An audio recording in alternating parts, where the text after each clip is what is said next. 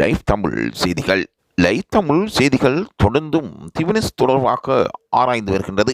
பழைய பாடலுக்கு ஏற்றாற்போல் அவரின் குரலில் இருக்கின்ற வசீகரத்தன்மை பலரையும் கவர்ந்திருப்பதாக கூறுகின்றார்கள். நடுவர்களால் வியந்து பார்க்கக்கூடிய ஓர் பாடகராக திவினேஷ் மாறியிருக்கின்றார். எந்தவித ஆரம்ப சங்கீத அறிவும் இல்லாமல் இந்த சிறுவன் தனது அப்பாவின் திறமையால் இவ்வளவு தூரம் வளர்ந்திருப்பது பலரையும் வியக்க வைத்திருக்கின்றது. தேசிய ரீதியிலும் சர்வதேச ரீதியிலும் இவருடைய புகழ் பார்க்கப்படுகின்றது. சரிகமபா நிகழ்ச்சிக்கு வருகின்ற ஒவ்வொருவரும் திவினேஷை அவர்களின் சொந்த குழந்தையாக இருக்க வேண்டும் என்று அவர்கள் ஆவல்படுகின்றார்கள்.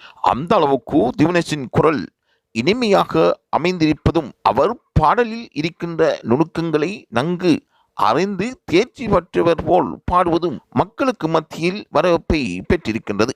ஆகவே நடுவர்களின் ஆசீர்வாதமும் திவினேஷுக்கு தொடர்ந்தும் கிடைத்து வருவது பாராட்டத்தக்க விடயமாகும்.